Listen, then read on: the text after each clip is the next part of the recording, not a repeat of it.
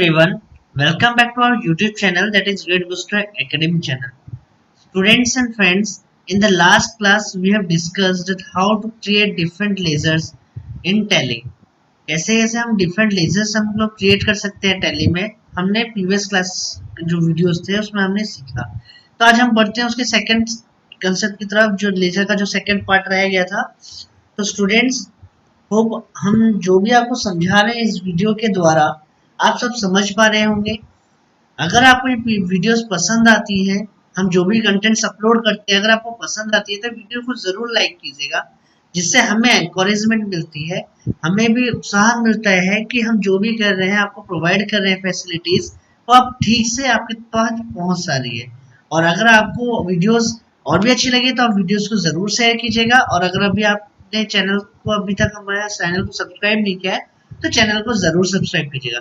और एक बात स्टूडेंट्स और फ्रेंड्स, जो भी वीडियोस देख रहे हैं, जो भी हमारे सब्सक्राइबर्स हैं, उनको मैं ये भी रिक्वेस्ट करना चाहता हूँ कि अगर आपने नोटिफिकेशन बेल आइकन नहीं प्रेस किया है तो उसे जरूर प्रेस कीजिए, क्योंकि ना अगर आप नोटिफिकेशन बेल आइकन नहीं प्रेस करते हैं तो हम जो भी वीडियोस अपलोड करते हैं वो आपको नोटिफिकेशन उसकी नहीं मिलेगी। तो आपको नोटिफिकेशन रेगुलर अपडेट के लिए आपको नोटिफिकेशन बेल आइकन जरूर प्रेस कीजिएगा। तो बिना कुछ ज्यादा टाइम वेस्ट किए चले let's start our new concept जो आज हम पढ़ने जा रहे हैं। तो स्टूडेंट्स देखिए, जो मैंने आपको प्रैक्टिकल के नोट्स दिए थे, जैसा आप यहाँ देख सकते हैं, इस प्रैक्टिकल के नोट्स में हमने लाइबिलिटी साइड प्रीवियस क्लासेस में कंप्लीट कर लिए थे ऑल ओवर। स्टूडेंट्स, आपने बैलेंस शीट में जाके देखा है ना कि आपका ये जो टोटल बैलेंस आपके बैलेंस शीट के हिसाब से मैच कर रहा है या नहीं कर रहा है। अगर आपको लगता है कि कुछ प्रॉब्लम होता है, अगर आपको लगता है बैलेंस सबको दिख रहा है कि अगर बैलेंस मैच नहीं कर रहा है, तो सिंपल सी बात है, बैलेंस शीट में जाइएगा। अगर आपको लगता है कहीं पर भी कुछ बैलेंस छूट गया हो तो बैलेंस को आप जाके वहां से फिर अपडेट कर सकते हैं। अगर आपको लगता है, जैसे समझिए आपको दिखा कि अनसिक्योर्ड लोन में कैलाश महांती का 5000 की जगह आपने 50,000 अपडेट किया है, या फिर कुछ भी अगर डाटा में कुछ भी भूल अगर आपने एंटर किया है, तो आप सिंपली उसी लेजर को वापस जाके वहां से ओपन कर सकते हैं और अल्टर में जाके बैलेंस को या फिर कुछ भी हेड को आप चेंज कर सकते हैं। तो आज हम बढ़ते हैं एसेट साइड की तरफ। तो एसेट साइड में फर्स्ट ऑफ ऑल आ जाता है फिक्स्ड एसेट। तो student, exactly what is a fixed asset?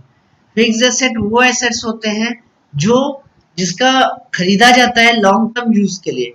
The benefit of those asset, the benefit, जिस एसेट्स का बेनिफिट आपको लॉन्ग पर्पस टाइम के लिए मिल रहा है, उसे हम लोग फिक्स्ड एसेट बोलते हैं। तो देखिए, एसेट्स का डेफिनेशन आपको तो बहुत जगह डिफरेंट डिफरेंट मिलेगा, बट मैं आपको एक सिंपल सा बताता हूँ कि एसेट का डेफिनेशन क्या होता है। मतलब मेरे हिसाब से आपको सिंपली समझाने के लिए कि the business properties which is a money value is called an asset. तो जो बिजनेस प्रॉपर्टीज का मनी वैल्यू होगा उसे हम एसेट बोलते हैं। तो एक एसेट होने के लिए दो कंडीशन सेटिस्फाइड होनी चाहिए। फर्स्ट, वो बिजनेस प्रॉपर्टीज होने चाहिए, एंड सेकेंड, वो उसका एक मनी वैल्यू होना चाहिए। अगर आप उसको सेल करते हैं, रीसेल करते हैं, तो उसका कुछ मनी वैल्यू आना चाहिए। अगर एक ऐसा है मतलब ऑब्जेक्ट है जिसका बिजनेस प्रॉपर्टीज तो है बट वो उसका मनी वैल्यू नहीं होता है, तो वो एसेट नहीं बोला जाता है। मैं आपको एक छोटा सा एग्जांपल देता हूँ। फॉर एग्जांपल, अभी आप इस वीडियोस को आइदर मोबाइल में देख रहे होंगे या फिर पीसी में देख रहे होंगे या फिर लैपटॉप में देख रहे होंगे। तो ये पीसी, लैपटॉप, मोबाइल अगर बिजनेस का प्रॉपर्टीज है और अगर इसको बेच के रीसेल करके आपको कुछ अमाउंट मिलता है, व्हाटएवर द अमाउंट में भी, तो उसे हम लोग एसेट बोलते हैं। अगर ये बिजनेस प्रॉपर्टीज है बट मनी वैल्यू नहीं है तो ये एसेट नहीं बोला जाता। तो हम लोग फिक्स्ड एसेट किसे बोलते हैं? तो जो एसेट का बेनिफिट हमें लॉन्ग टर्म के लिए मिलता है उसे हम लोग फिक्स्ड एसेट बोलते हैं। तो आपके प्रैक्टिकल नोट्स के हिसाब से यहाँ पर मैंने 3 to 4 फिक्स्ड एसेट्स के नाम लिखे हैं। कंप्यूटर है, इन्वर्टर है, फर्नीचर है, प्रिंटर है, व्हीकल है, लैंड एंड बिल्डिंग इसमें तो मेंशन नहीं किया गया है, फिर भी है लैंड एंड बिल्डिंग मशीनरी। मैंने आपको कहा भी था, आप हमारे जो ब्लॉग्स में है उस ब्लॉग्स में भी जाके आप डिफरेंट डिफरेंट फिक्स्ड एसेट के बारे में जान सकेंगे, तो वो ब्लॉग्स को जरूर फॉलो कीजिएगा। तो देखिए, अब इसे रिकॉर्ड कैसे करेंगे? सिंपल वही स्टेप है, आपको सिंगल लेजर में जाना है। फर्स्ट ऑफ ऑल यहाँ पर लिखा है फिक्स्ड एसेट के अंदर टोटल फिक्स्ड एसेट का वैल्यू है 1,19,158। टोटल फिक्स्ड एसेट का वैल्यू कितना है? 1,19,158 रुपया। तो इसमें कंप्यूटर अकाउंट, इन्वर्टर अकाउंट, उनके सब हेड है। तो अभी हमें फिलहाल कंप्यूटर अकाउंट का ग्रुप क्रिएट करना है। कंप्यूटर अकाउंट, उसको किसके अंदर डालना है, फिक्स एसेट के अंदर, because it is a fix asset. Enter. अब यहाँ पर एक देखिए स्टूडेंट्स, एक ऑप्शन आता है इस जीएसटी एप्लीकेबल। अगर आपकी जिस एसेट्स में जीएसटी एप्लीकेबल होता है, जब आप इस एसेट्स को परचेज करते हैं, अगर उससे आपने कुछ क्लेम किया है, जैसे आप समझ लीजिए जो सप्लायर्स होते हैं, जो कंप्यूटर जो शॉप्स होते हैं, उनसे अगर आपने कंप्यूटर परचेज करके लेके आया है और उसके अगेंस्ट में आपने अपना जीएसटी नंबर प्रोवाइड किया है, तो जीएसटी नंबर अगर आपने प्रोवाइड किया हो, आपने अपना जीएसटी नंबर प्रोवाइड करने के बाद वो जो टैक्स आता है उसके लिए आपने क्लेम किया हो, तो आपको जीएसटी एप्लीकेबल यहाँ करना पड़ेगा। और उसके बाद यहाँ पर सेट और अल्टर जीएसटी डिटेल्स में जाके इसे यस करके आपने जितना परसेंटेज का टैक्स होता है बेसिकली कंप्यूटर में, तो वो टैक्सेबल रेट आपको यहाँ अभी डालना होगा। तो स्टूडेंट्स, अभी हम लोग इस लेजर को हमारी जो प्रैक्टिकल नोट्स के हिसाब से यहाँ पर अभी वैसे कुछ टैक्स का इंफॉर्मेशन नहीं दिया गया है, तो यहाँ पर हम इसे नॉट एप्लीकेबल करेंगे। तो स्टूडेंट्स, समझ में आया हम जीएसटी एप्लीकेबल कब करेंगे, if you are purchasing a computer by giving a GST number. आप एक जीएसटी नंबर देने के बाद आप अगर कंप्यूटर खरीद रहे हैं, तो उसके अगेंस्ट में आप जो टैक्स पे करते हैं वो आप क्लेम कर सकते हैं गवर्नमेंट को से। तो उसके लिए अगर आपने जीएसटी नंबर दिया हो, तो आप यहाँ इसे एप्लीकेबल कीजिएगा और जितना परसेंटेज होता है वो आप दे सकते हैं। और फिलहाल के लिए आप जैसे न्यू कमर्स हो, हम स्टेप बाय स्टेप सब सीखेंगे, हुआ तो इसे अभी फिलहाल आप नॉट एप्लीकेबल करके ही जाइएगा। उसके बाद और कुछ चेंजेस नहीं करना है, इसे अनरजिस्टर करना है, एंटर। तो इसका बैलेंस डालना है, डेट इज 25,145, एंटर। तो देखिए यहाँ पर यह ऑप्शन आ गया डेबिट। तो आप जब लाइबिलिटी साइड्स का डाटा फिलअप कर रहे थे, क्रिएट कर रहे थे, तो तब हमेशा क्रेडिट अकाउंट यहाँ पर डिस्प्ले कर रहा था, बट यहाँ पर अभी डेबिट साइड डिस्प्ले कर रहा है, क्योंकि ना एसेट के जितने भी उसके ऑप्शंस रहते हैं, जितने भी उसके अंडर में जो आते हैं, वो सारे के सारे डेबिट साइड में ही फॉल होते हैं। Enter, enter. तो देखिए यहाँ पर कंप्यूटर अकाउंट क्रिएट हो गया। In the same way you can create all the different accounts. I am creating the last account, that is the vehicle account, and the remaining account you must create it, just set it to not applicable, then you can go, it's unregistered and the balance is 24,851, enter, enter। it's so simple, पूरा easy है। तो अब हम पढ़ते हैं investment account की तरफ। Investment account exactly क्या होता है, कभी कभी जो कंपनीज होते हैं उनके ओनर्स जो होते हैं, प्रोप्राइटर्स होते हैं, पार्टनरशिप फर्म अगर होता है, तो वो लोग किसी एक बिजनेस में इन्वेस्टमेंट करते हैं, कुछ एक जगह में इन्वेस्ट करते हैं। जैसे यहाँ पर लिखा गया है कि कुलदीप सिंह ने आईसीआईसीआई प्रूडेंशियल अकाउंट्स में कुछ एक इन्वेस्टमेंट अकाउंट ओपन किया है, तो उसका डिटेल्स भी आपको यहाँ पर देना है। तो यहाँ पर आपको लिखना है simply Kuldeep Singh investment, sorry Kuldeep Singh ICICI prudential account, और इसको किसके अंदर डालना है, इन्वेस्टमेंट अकाउंट के अंदर डालना है। तो किसके अंदर डालना है, इन्वेस्टमेंट अकाउंट्स के अंदर डालना है। And the rest part will be blank. State जो होता है, कंट्री होता है, वो आपके हिसाब से आपका जो कंट्री है, जो स्टेट है, वो आप चूज कर सकते हैं। मतलब जो आपने आईसीआईसीआई प्रूडेंशियल अकाउंट जो खोला है, कौन से स्टेट के अंदर में आता है वो। तो ये मेरा बैलेंस है 15,890। स्टूडेंट्स, इतना समझ में आया कैसे मैंने एसेट्स, जितने फिक्स एसेट्स है उसका रिकॉर्ड किया, क्रिएट किया। और इन्वेस्टमेंट में भी मैंने, इन्वेस्टमेंट में जो कुलदीप सिंह का आईसीआईसीआई प्रूडेंशियल अकाउंट था, उसको मैंने कैसे रिकॉर्ड किया। Now next move towards the current asset. तो करंट एसेट में देखिए यहाँ पर आते हैं closing stock, sundry debtors, cash in hand and banks account. तो देखिए क्लोजिंग स्टॉक्स जो होता है, दैट इज, मैंने आपको पहले ही बताया था कि स्टॉक जो हम लोग नॉर्मली बोलते हैं वो क्या होता है कि जब भी कुछ आप परचेज करते हैं, गुड्स परचेज करते हैं, तो वो परचेज करते हैं रीसेल पर्पज के लिए। If you are purchasing a goods for resale purpose and the end of an accounting period, एक साल कंप्लीट हो जाता है, बट क्या होता है, मतलब फाइनेंशियल ईयर कंप्लीट हो जाता है, बट आपके कुछ गुड्स रिमेनिंग रह जाते हैं, अनसोल्ड होके रह जाते हैं रिमेनिंग। तो वो जो अनसोल्ड पार्ट रहता है गुड्स का, उससे हम लोग स्टॉक बोलते हैं। तो स्टॉक्स के जितने भी डिटेल्स होते हैं, हम उसे लेजर में नहीं क्रिएट करते हैं, हम उसे कहाँ रिकॉर्ड करते हैं, इन्वेंटरी इन्फो में। तो मैंने आपको बोला भी था कि स्टॉक जो होता है, इन्वेंटरी वही होता है। It's the same meaning that inventory is equal to the stock. तो अभी हम इन्वेंटरी इन्फो तो नहीं पढ़ रहे हैं, तो आप फिलहाल क्लोजिंग स्टॉक को स्किप कीजिए। क्लोजिंग स्टॉक को हम नेक्स्ट वीडियोस में आपको बताएंगे क्लोजिंग स्टॉक कैसे रिकॉर्ड करते हैं। तो और जो रिमेनिंग है वो आज हम लोग आपको बता देते हैं। जैसे सन्ड्री डेटर्स, मैंने आपको बोला था क्रेडिटर्स किसे बोलते हैं सिंपल वे में। वैसे तो आपको बहुत अच्छा डेफिनेशन मिल जाएगा, बट सिंपली वे में क्रेडिटर्स उन्हें बोलते हैं जिनको आपको पेमेंट करना होता है, वो क्रेडिटर्स। और जिनसे पेमेंट रिसीव करना होता है वो होते हैं debtors. This is a simple definition, और बहुत सारी डेफिनेशन है, बट अगर आप नॉन कॉमर्स स्टूडेंट हो ना तो आपके लिए ये बहुत हेल्पफुल रहेगा, क्योंकि ना कॉमर्स स्टूडेंट्स लोग जानते हैं डेटर क्रेडिटर के रिलेशनशिप के साथ हमेशा जुड़े रहते हैं, बट आप नॉन कॉमर्स स्टूडेंट्स हो, आपको हमेशा कंफ्यूज हो जाएगा कि परचेस करते हैं, सेल करते हैं, कौन क्रेडिटर कौन डेटर। तो इसलिए बस सिंपली ये याद रखिएगा, यही फंडा याद रखिएगा, the person to whom we have to pay the money is the creditor and the person from whom we have to receive the money is the debtor। तो स्टूडेंट समझिए। तो अच्छा स्टूडेंट्स हम बढ़ते हैं डेटर्स, तो हमारे की टोटल अमाउंट्स के डेटर्स कितने 66,780, ये है टोटल डेटर्स। तो जिसमें हमारा नीचे आप देखिए एडिशनल डिटेल्स में लिखा गया है कौन कौन डेटर्स है। तो हम लोग को फर्स्ट ऑफ ऑल उनका नाम लिखना है, आशुतोष सेल्स कॉर्पोरेशन, ये मैंने एक जो कंपनी का नाम लिखा है मैंने उसे लिखा है। तो ये किसके अंदर जाएंगे, सन्ड्री डेटर्स के अंदर। Enter.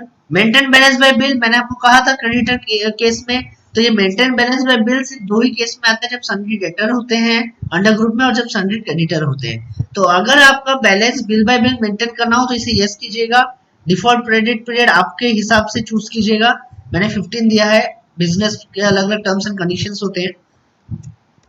Next enter enter enter. अगर आपको उसका बैंक डिटेल्स देना हो तो देखिए स्टूडेंट्स यहाँ पर कॉन्टैक्ट डिटेल्स नहीं आ रहा है, तो अभी हम लोग कॉन्टैक्ट डिटेल कैसे एनेबल करें, मैंने आपको प्रीवियस क्लासेस में बताया था, F12 प्रेस करके हम कॉन्टैक्ट डिटेल्स का जो ऑप्शन रहता है उसे एनेबल कर सकते हैं।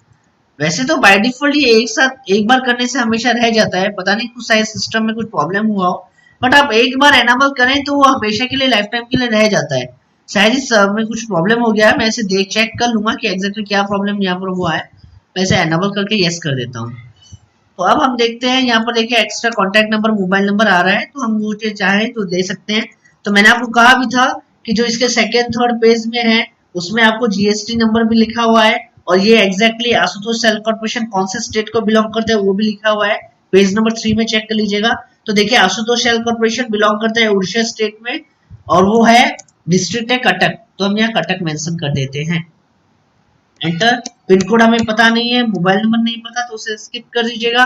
पैन नंबर, तो स्टूडेंट मैं आपको प्रीवियस क्लास में बताना भूल गया था कि आप पैन नंबर जो भी रहता है या फिर जीएसटी नंबर होता है आप उसे कैप्स लॉक की ऑन करके लिखिएगा, बेटर रहता है हुआ। तो आप हमेशा कैप्स लॉक की ऑन करके कैप्स लेटर में इन सबको लिखिएगा। तो यहाँ देखिएगा पैन नंबर, इसका जो जीएसटी नंबर से हमें पैन नंबर निकालना है, मैंने आपको बोला था the GST number consist of pan number. तो उसमें जो पैन नंबर है हम देखते हैं PUDHF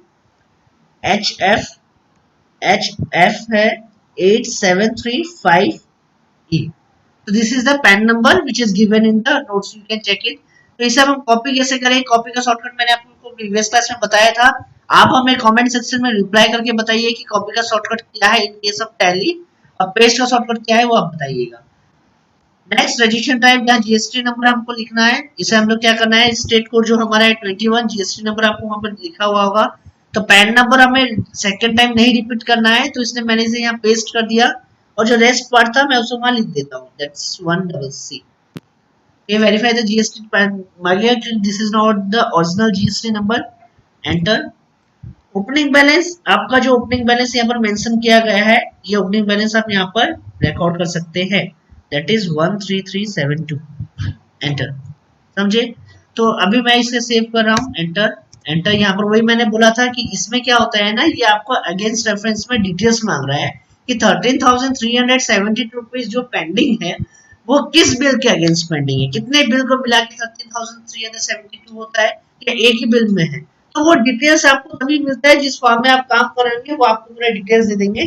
तो फिलहाल के लिए हमारे पास यहाँ कुछ डिटेल्स नहीं है, फिर भी अगर आप चाहते हैं तो इसे सब डिवाइड भी कर सकते हैं। जैसे मैं देखिए मैं एक इनवॉइस नंबर दे देता हूँ 85, और इसका एक अमाउंट दे देता हूँ 12,000।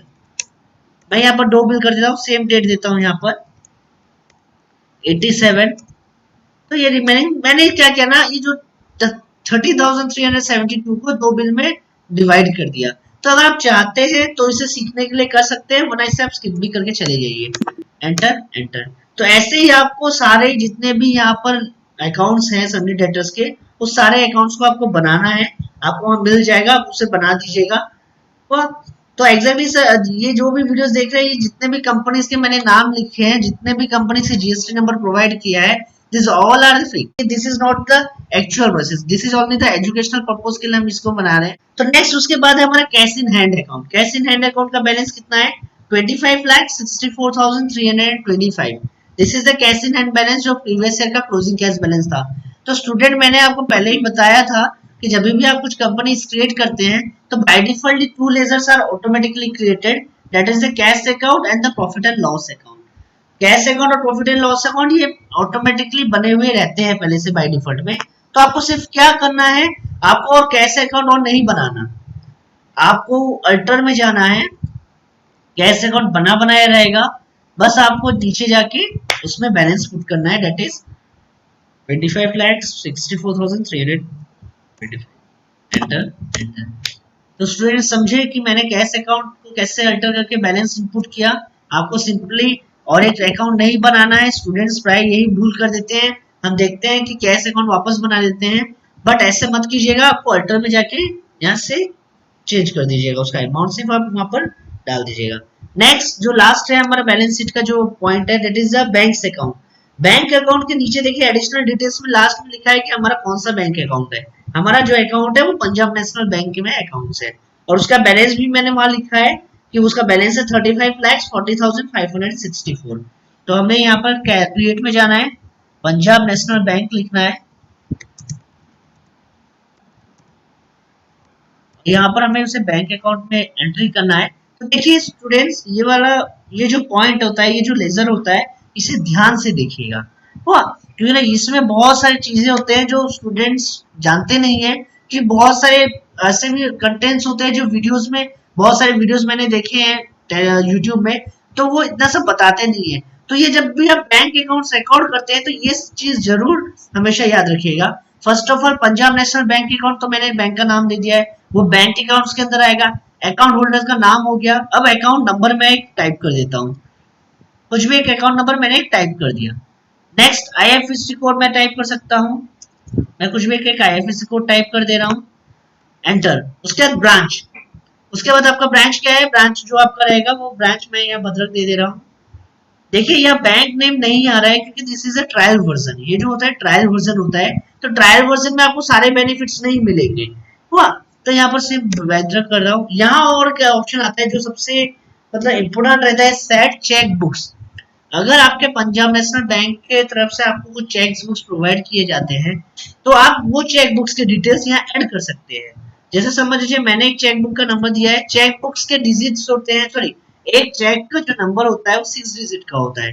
तो मैं यहाँ एक नंबर दे रहा हूँ 6 डिजिट का, समझ लीजिए यहाँ से स्टार्ट होता है तक ऐड होता है। तो टोटल कितने नंबर ऑफ चेक्स रहे, सॉरी कितने चेक्स रहे एक बुक में, 50 चेक्स। तो चेक बुक का नाम हम नंबरिंग में लिख सकते हैं, 1 और 2, चेक नंबर 2, चेक नंबर 3, ये आपके हिसाब से है आप कैसे उसे नेम उसका देते हैं। तो मैंने चेक नंबर 1 दे दिया। तो आपके जितने चेक्स भी मिले होंगे प्रोवाइड किए होंगे उन सारे के डिटेल्स आप यहाँ दे दीजिएगा, हुआ। तो ऐसे ही दिया जाता है। तो अभी आपके फिलहाल तो यहाँ पर वैसे कुछ डिटेल नहीं है, बट ऐसे ही देते हैं, enter. Set cheque printing configuration, इससे क्या होता है ना, अगर आपका डिफरेंट डिफरेंट बैंक में अकाउंट्स होता है, पंजाब में हो, यूको का हो, तो अगर आप चाहते हैं कि उसमें से आपका चेक प्रिंटिंग का जो है, आपका चेक प्रिंटिंग आपका टैली ही निकाल के दे दे, तो आप इसको एनेबल कर सकते हैं। जिससे क्या होगा ना, ये आपका width of the cheque, height of the cheque, cheque का पूरा कॉन्फ़िगरेशन मांगेगा। जिससे क्या होता है ना, आप चेक जैसे ही प्रिंटर में इनपुट करते हैं ब्लैंक चेक, तो वो क्या करेगा ना, उसमें सारे डाटा सेव करके निकाल देगा। जैसे फॉर एग्जाम्पल समझ लीजिए मुझे एक कंपनी का नाम लेता हूँ, या समझ लीजिए जो मैंने कंपनी एक यूज किया था जो फर्स्ट ऑफ ऑल था पावर ग्रिड प्राइवेट लिमिटेड, मुझे उसे 20,000 का चेक एक पेमेंट करना है। अब हो गया सब, टेक्नोलॉजी समय हो गया, सब आजकल टेक्नोलॉजी को बहुत यूज करते हैं।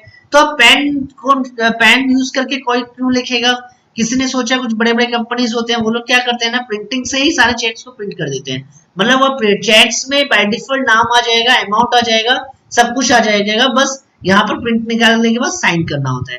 तो यहाँ पर आपका जो भी चेक कॉन्फ़िगरेशन होता है आप यहाँ से डाल सकते हैं, हुआ। तो इसे हम लोग स्किप कर देते हैं, एंटर। तो आपका बैंक का एड्रेस दे सकते हैं, पिन कोड दे सकते हैं, मोबाइल नंबर दे सकते हैं, ये सारे डिटेल्स दे सकते हैं, जीएसटी नंबर भी प्रोवाइड कर सकते हैं। तो हमारे पास अभी फिलहाल कोई जीएसटी नंबर नहीं है, आप चाहे तो बस ट्राई करने के लिए आप बस जान के रखिएगा कि ऐसे ऐसे हम लोग डाटा भी रिकॉर्ड कर सकते हैं। And the final amount is the balance. 35,40,564 enter enter. तो हमारा यहाँ पर क्या हुआ ना, सारा बैलेंस हमने यहाँ पर अपडेट कर दिया है। तो इसके बाद आपको क्या करना है, बैलेंस शीट में जाना है। बैलेंस शीट के लिए में जाके आपको देखना है कि आपका सारा फिगर ठीक से मैच हो रहा है या नहीं हो रहा। आपको सिर्फ एक डिफरेंस इन ओपनिंग बैलेंस दिखाएगा, जो हमने स्टॉक क्लोजिंग स्टॉक को छोड़ दिया था, स्किप कर दिया था। The amount was 1,50,855। सिर्फ वही अमाउंट या डिफरेंस दिखाना चाहिए। मैंने अभी सारा एसेट और सारे लायबिलिटीज को रिकॉर्ड नहीं किया है, तो इसलिए मेरा डिफरेंस थोड़ा ज्यादा दिखा रहा है। But after recording all the details of the balance sheet except the closing stock, then the difference in the opening balance which will shown here, which will be displayed in your balance sheet, will be 1,15,855। वही ये difference आपको दिखाना चाहिए और कुछ difference नहीं होना चाहिए। लाइबिलिटीज का टोटल परफेक्टली उतना ही होना चाहिए, 6422 572। मैंने लाइबिलिटी सारा रिकॉर्ड नहीं किया है। उसके बाद आप एसेट में भी सब चेक कर लीजिएगा कि सारा डाटा ठीक है या नहीं है। अगर आपको लगता है यहाँ पर हाँ डाटा में कुछ भूल हुआ है, आपने कुछ मिस कर दिया है, या फिर डाटा अमाउंट डालने में कुछ भूल हो गया है, तो आप जाके वापस बैक करके लेजर में भी ठीक कर सकते हैं। उसका एक शॉर्टकट भी है, बट वो हम आपको बाद में बताएंगे। आपको मैनुअली वो अल्टर में जाके भी डाटा को चेंज कर सकते हैं। तो स्टूडेंट्स, आज का वीडियो यही अब कंप्लीट होता है। अब हम लोग नेक्स्ट क्लास में, नेक्स्ट वीडियोस में आपको स्टॉक के रिलेटेड कैसे क्लोजिंग स्टॉक्स क्रिएट किया जाता है वो पढ़ाएंगे, which is the most important point, जो सबसे इंपोर्टेंट कंसेप्ट है टैली में, कि एग्जैक्टली स्टॉक कैसे बनाया जाता है, स्टॉक ग्रुप्स कैसे बनाए जाते हैं, यूनिट्स ऑफ मेजर। और मैं आपको बहुत ही अच्छी तरीके से समझाऊंगा, कि हम बहुत ऐसे अच्छी तरह समझाएंगे कि आपको हमेशा के लिए याद रह जाएगा। और अगर भी कभी आप भूल जाए तो हमारा तो वीडियोस है ही, great booster academy channel open कीजिएगा और वीडियोस को जाके वापस से देख लीजिएगा। तो स्टूडेंट्स, अगर आपने अभी तक हमारे चैनल को सब्सक्राइब नहीं किया है तो चैनल को सब्सक्राइब कीजिए, वीडियोस को लाइक कीजिए और नोटिफिकेशन बेल आइकन को जरूर दबाइए। Thanks a lot.